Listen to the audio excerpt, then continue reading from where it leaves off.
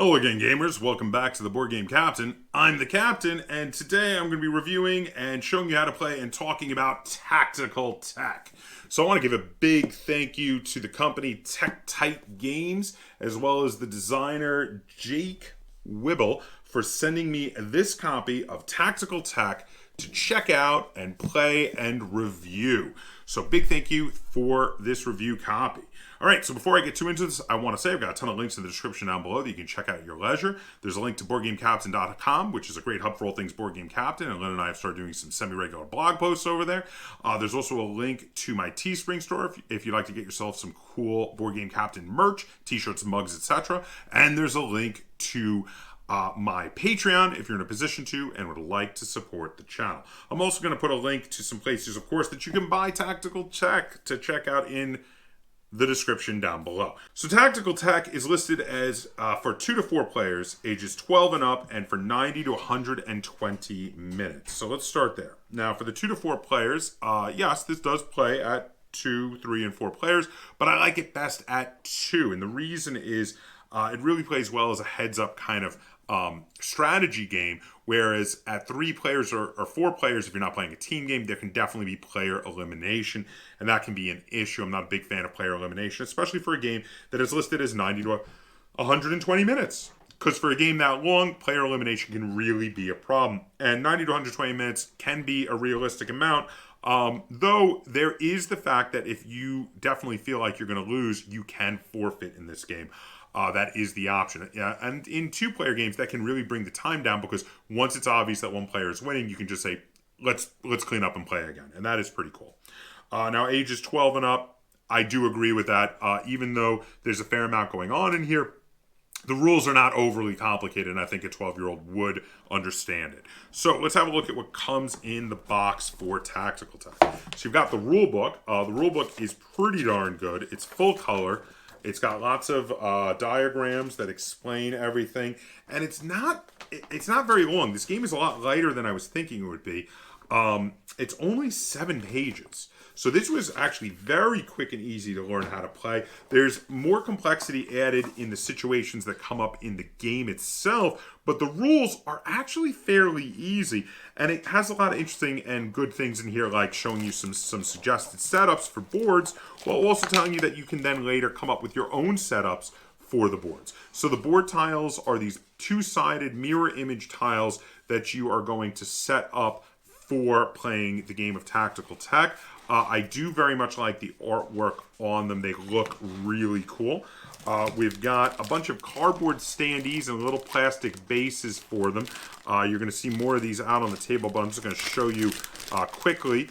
Here is a fighter. He has like, kind of melee weapons that look like lightsaber versions of brass knuckles. And then there's a mech in here, and there's the mech. Looks like a big robot with guns for arms. There's turrets, and there's a guy called a shooter who has a rifle that you can see he's firing there. So there's a bunch of these. Also, there's a few other things. There's barricades, and there's miners and things like that. You'll see a little more out on the table. You have these in 4 colors. They are green, blue, pink, and white. You also have some little tiles here for secret passages, which you're going to see how to use while we're showing you how to play the game. And you've got some cardboard cheat sheets here. These are okay. The ones I got, I don't know if this is a normal issue with the game or not, but there was a little bit of damage on some of these. They're pretty standard cardboard printing here, and they are really good cheat sheets though, because they do give you like the cost of everything as well as a turn rundown, which is really nice. And then we have the cards. We have cards for the upgrades, which you place next to the deck, and then you have cards for the various elements, which are just pictures of the elements and are very easy to see at a glance what you're looking at. They've got silver, gold, iron, which is red, and uranium, which is green. These are fine. They're adequate. The quality of the cards just feel a little substandard. If you're going to play these a lot, you might want to sleeve them. Mine feel like they're already getting a little bit damaged. So I do have a little bit of an issue with the production here on this. I'll talk a little more about that during the review. But for right now, let's head over to the table. I'm going to run you through a few rounds and show you how this game plays. And then we're going to come back. I'm going to talk about how this game feels. And we're going to rate it and review it. Okay, so here we are set up and ready to play a two-player game of Tactical Tech. I'm sitting on this side of the table and I'm going to be playing the white pieces. My pieces have a little white base so you can differentiate them from Lynn's. I'm over here and I'm going to be playing blue. My pieces have a little baby blue base. So now to set up, you either set up a board of your choosing, or in this case, we're using the recommended board for a two-player game, at least maybe your first two-player game, that is from the rule book. So we set that up in the middle of the table, or you could design one yourself. We shuffled up the mineral deck. We each drew 2 mineral cards, which are our starting resources. We placed out the research upgrades for iron, silver, gold, and uranium below the board here. We collected our color pieces and our cheat sheet to help remind us of all the game phases and the costs and everything like that. And that's it. We're all ready to go. So now the final bit of setup we're going to do on camera. So I'm going to let Lynn go first. The first thing you do is you take your command unit and you're going to select one of the blue spaces on the board to put it on, and that will be the place that you get to build all of your guys from. In addition, that will earn 1 resource just like your miners do, which we'll get into that in a moment. So now Lynn has gone there. I am going to go here for mine. Now it is Lynn's turn to place one of her miners out. We each get 1 miner for free. Okay, I am going to place mine a bit closer to my command unit for protection reasons. And then it is Lynn's turn to place out 1 free fighter, and then I'm going to place my free fighter. Now, when placing units, they can only be placed in your command tile, which is the tile with your command units. Okay, and I'm also going to place mine in my command unit. Now, the fighters are close range guys. We're going to try to differentiate because it might be a little difficult for you guys to see from the above view. But I will point out whenever it's important where there is a fighter versus a shooter versus a mech. These shooters are holding guns like here, and the mechs do look like robots here, as you can see them. Okay, so now that we are all set up and ready to go, it's going to start with Lynn. And we're just going to show you how this game plays while playing it. So, Lynn, would you like to go first or second? Second. Okay, so I'm going to go first, which means the first thing I'm going to do is I'm going to activate, and for the beginning activation, you get 1 activation for your command. So I can activate 1 unit. Now I have only 1 unit, so that's fine. I'm going to activate my fighter. Now when activating, you can move and attack in any order, though you don't have to do either one. I'm going to move. I'm going to go 1, 2, 3, 4, 5. Because fighters can move up to 5. And this diagonal open space here does count as being adjacent and open. The black spaces are walls. You can't go through those. So that's it for him. Of course, I'm not going to attack anything because there's nothing for me to attack. And then I am going to move on to the second phase, which is the purchase phase. Now, in this phase, I can spend money on various items that I would like to buy. So I've decided that I am going to purchase a mech for 1 uranium. So I'm going to discard the uranium over here next to the deck, and I'm going to purchase a mech. Now he has to start inside of the command tile. All your units always have to start inside of your command tile. That's going to be it for my purchases. I'm going to save the other card for later. And then the next phase is the sell phase. Now, during the sell phase, you can sell certain structures, but usually that's something you only do when you're desperate, so most times you just skip that by. And then I go to the earn phase, where I will get 2 cards from the deck, 1 for my command unit, 1 for my miner. And that's going to be it for my first turn. Fairly uneventful. So I'm going to activate my fighter. Okay. 1, 2, 3, 4, 5. Okay.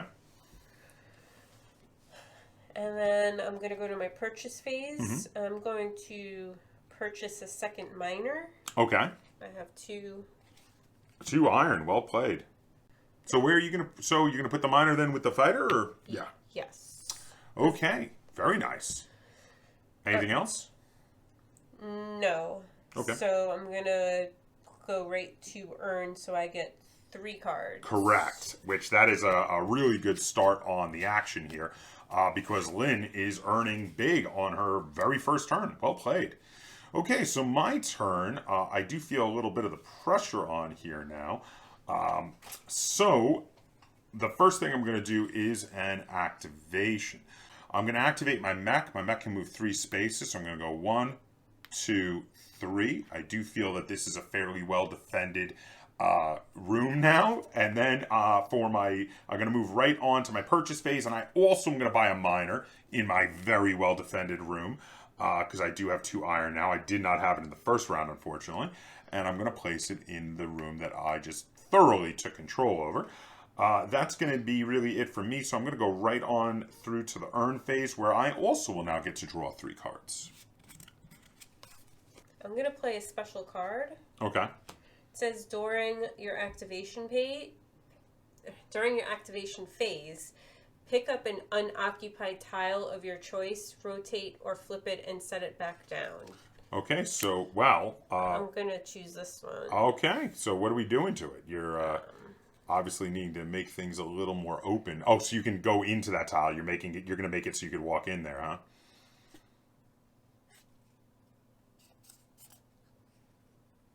Oh, no. What do you mean? Well, you can't walk in it. Oh, okay. I couldn't walk in it before. Oh, I'm confused. All right. Okay, and that is Glitch, by the way, is the name of that card.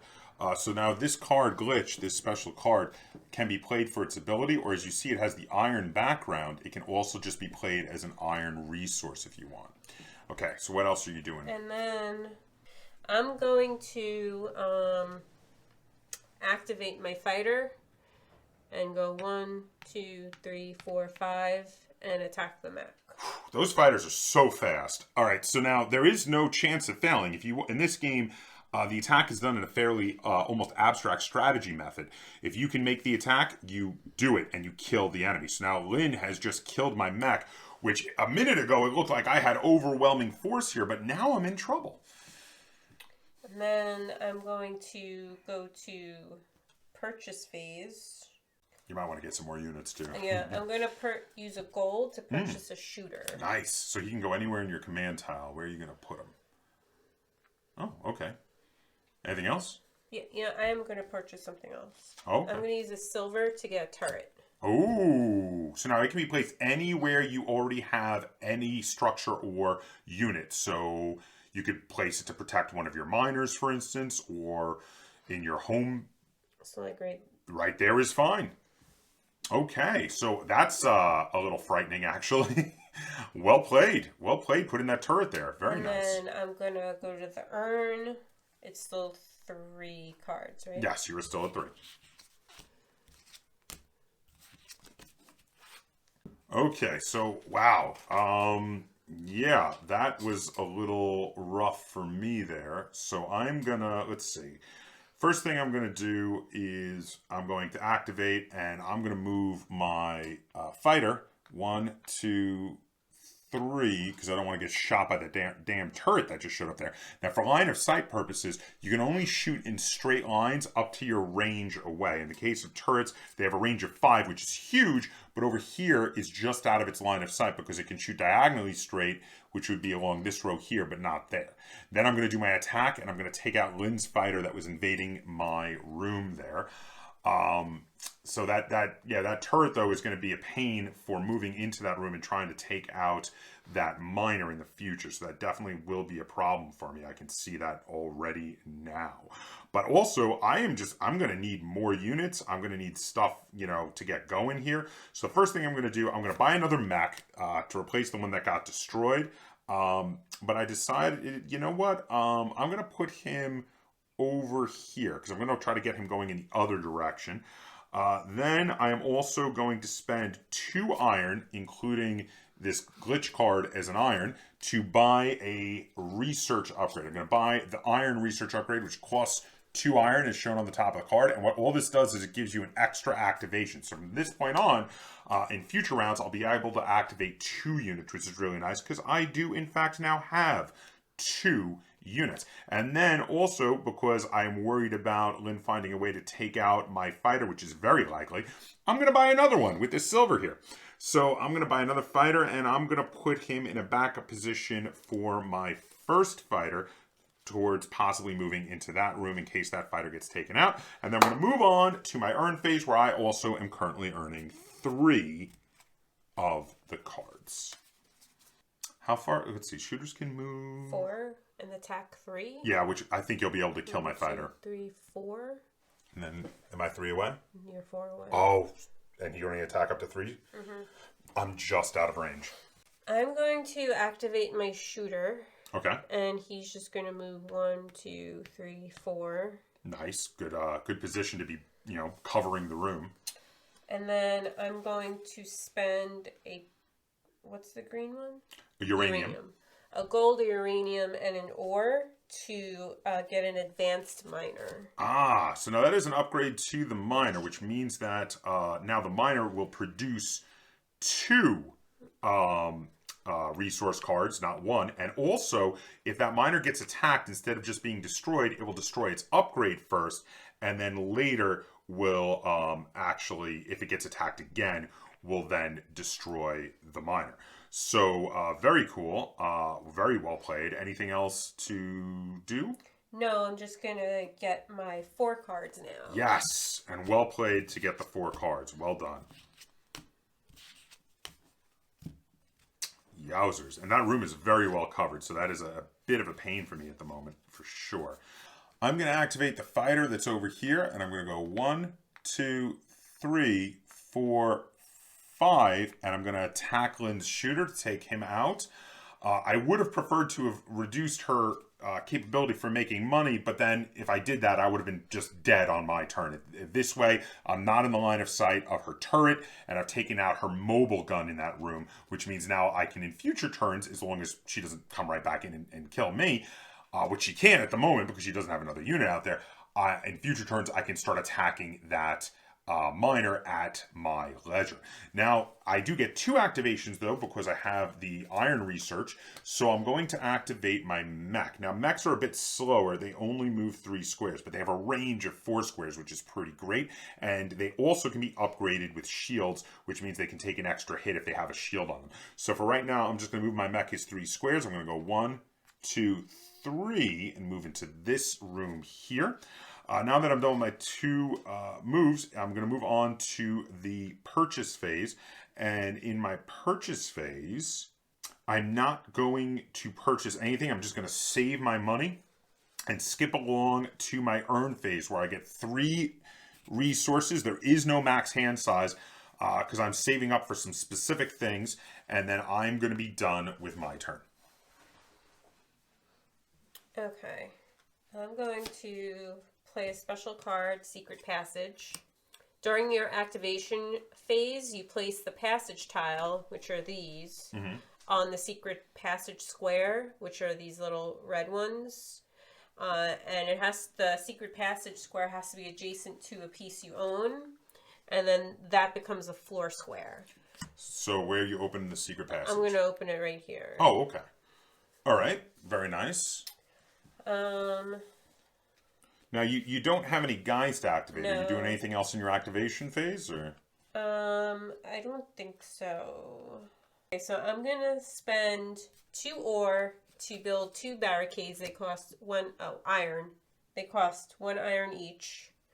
And I'm going to put them right there. Now, while units can only be built in your command tile, Structures can be built anywhere you already have units as long as it's not a contested tile. Now, the reason Lynn had to build them back here and not in this tile is because this one is contested because I have a unit here and Lynn has some structures here. Neither one of us control that tile. You have to control the tile to be able to build structures there. So building those 2 barricades there means I would have to fight my way through it, so I can't just sneak in with my fighter and take out her command unit, which is how you win the game. So that was very wise of her to do so I can't just sneak past for a quick victory. Are you buying anything else?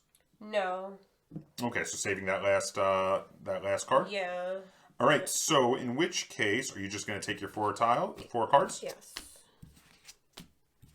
All right, so first things first, I'm going to activate 2 units. So to start with, I'm going to activate this fighter, and I'm going to attack Lynn's miner to destroy its upgrade.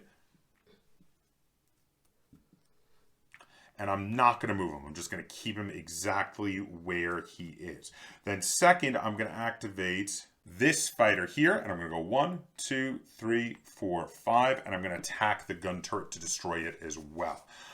So there we go. That really helps quite a bit over there. Then I'm going to move on to my build phase. In my build phase, I'm going to build my 3rd miner. Now each miner costs more than the last one, so the 3rd one costs 3 iron. So I'm going to spend 1, 2 iron, and 2 silver as a 3rd iron to build my miner. Now again, with structures, they have to be built in a location that you already have either units or other structures. So in the case of my 3rd miner, I'm going to build it on this tile that my mech is already in, so that I will get an extra resource. So now I am now getting the 4 resources while Lynn has been knocked down to the 3 because I took out her upgrade.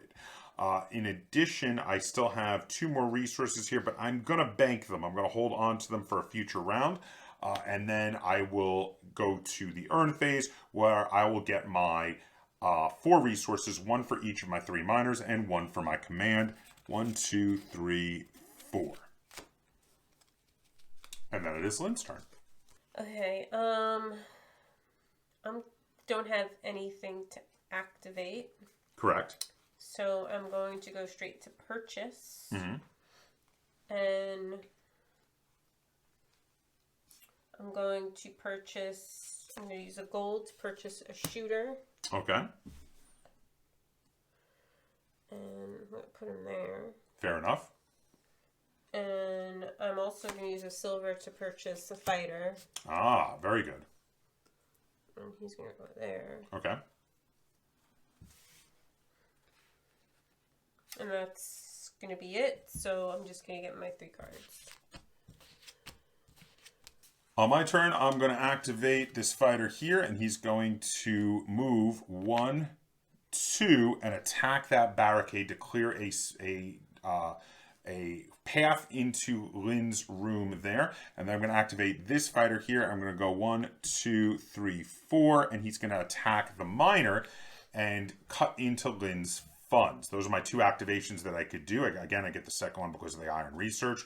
Then on my purchase phase, I'm going to purchase an advanced miner like Lynn did before to be able to upgrade one of my miners to getting me an extra resource card at the end of this round.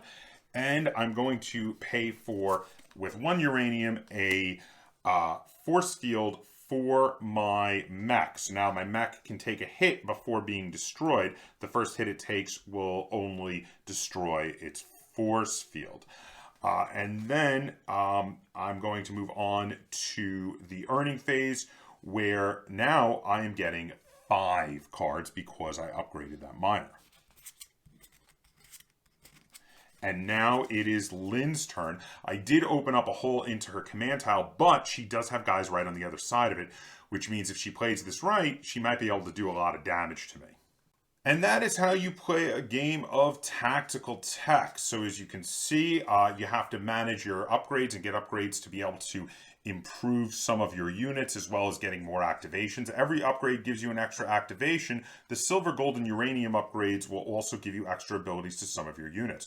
The silver upgrade allows you to be able to attack when moving with a fighter in the middle of his movement and then finish up his movement afterwards, while the gold upgrade gives an extra point of movement to your shooters, and the uranium upgrade gives an extra point of range to your mechs. You manage your resources to be able to buy things that hopefully, in some cases, improve your military capabilities or improve your mind so that you can improve your resource gathering capabilities. And you play until either your opponent feels they have lost, in which case they can surrender, or until you destroy their command unit. If you lose your command unit, that is game over. And that's it. That is how you play Tactical Tech. So we're going to head on back. We're going to talk about how this game plays and feels, and I'm going to rate it and review it. Okay, welcome back. So that was how you play a game of Tactical Tech. So I've got a lot of stuff to talk about here, a lot of negatives and positives. So I'm going to have a few negatives to talk about. I am overall positive on this game, but I gotta address these things. So first thing, while I really like the cover art for this game, the look of this game is really cool. I really like the cover art. I really like the look of the tiles themselves. I'm not a big fan of the production on this one. So the cardboard punch out little guys instead of miniatures. Now, granted, miniatures would have definitely drove up the cost. That's a minor issue. But the quality of the cards is kind of low, and I have an issue with that. I do feel like they need to be sleeved. They look nice, but they're not very durable. And also, like I said, some of my cheat sheets did come a little bit damaged. I don't know if that's a normal issue, but based on my general issues with the production, that combined with those issues I saw, I do feel like the production on this is nothing to be excited about. Now, so that's my first negative. My second negative is while I really like the upgrades, and I'm going to be talking about that in my positives, I do feel like there should be more than one upgrade that you could choose from for each of the elements. You've got, one upgrade for iron and one for silver and one for gold and one for uranium. I feel like there should be two for each, and you should be able to pick which one you want. Now, this is a minor gripe. And I would even like more than that. Like, so there was like a tech tree that you could upgrade with all of those various upgrades. But the reason I say it's a minor gripe is this is like the easiest thing in the world to fix with an expansion. If he decided to do an expansion for this, if Tektite did an expansion for this, they could very easily have just some extra cards made with other upgrades. And they could do that. They could do varied upgrades. The reason I have this as a gripe is a lot of it makes the games feel very samey because you're going for the same 4 upgrades, and once you've got them, once you're fully upgraded, you're just trying to make more units than your opponent and overrun them and take out their miners to reduce their resources so they can't keep making as many units to come at you until they decide that they've lost and they concede. So it makes a lot of the games feel very similar. There's not a lot of variety in gameplay at 2 players, and again, I have that issue where at 3 and 4 players, there is player elimination in a fairly sizable game here. So that itself is its own issue with the larger player counts. Okay, I think that's all the real issues I have with this game. So now on the positives. This game feels like the designer took the old RTS games, things like Warcraft and Warcraft 2, or Command and Conquer, or StarCraft, what have you, all the old school RTS real-time strategy video games, and distilled down what was cool about them and made them into a board game. And I like that. That is really fun. The game is enjoyable. I like it. I do wish there was a little more to it, like I said before, but I like it. I have fun with this game. And Alex and I were playing it, and we were both like, yeah, this game is cool. This is a lot of fun. Now, that said, all of my positives are about the gameplay. It's fun. You're never going to get... another thing that I like that's very positive is you're never going to get screwed over by the dice because there's no dice. The combat is done in a very abstract way where 100%, if your strategy was sound that you could run up and attack someone, you're going to defeat them. Unless maybe they were a mech and they had a shield on, and then in which case you knock the shield off. But then your strategy may not have been that sound because you may not have a second attack to come at that mech and take them out before their turn when they can attack you back and possibly build a new shield. The game is really cool. I like building up the various miners and then upgrading the miners to get maximum resources, to then buy upgrades, to also buy units, to then swarm over your opponent's miners and destroy them, and then eventually swarm over their command unit and destroy it, or make it so that they've lost enough miners that it's very obvious that they've lost, and they might just say, I concede, and shake your hand. I like it. It's fun. My issues notwithstanding. So where am I at with Tactical Tech? I'm going to give Tactical Tech 7 out of 10 stars. I enjoy this game. I do like it. I would like a little more to it. And I'm throwing this out to the designer. I would love it if you did an expansion to this and had, I mean, the easiest expansion I could think of is just more upgrade cards. Make an upgrade tree. Make more different kinds of upgrades. Like, you could still make it that they have the upgrade cards have prerequisites, and like when you get one upgrade card, there's another one that you just can't get. So it really limits what upgrades you can have. But yeah, I would really love to see that. But I mean, that speaks to the fact that I am enjoying this game. I would like more from it. I'd like to play more of this game. So yeah, there you go. 7 stars out of 10 from me. If you enjoyed this review and tutorial to Tactical Tech and you'd like to see me do more review and tutorial videos on board games like this one, be sure to give this video a like. If you have any questions, comments, or concerns, either on this video or on the game of Tactical Tech, be sure to put them in the comments down below. And be sure to share this video on all forms of social media. And if you haven't already, subscribe to the Board Game Captain. That's Captain spelled with a K on YouTube. And until next time, game on.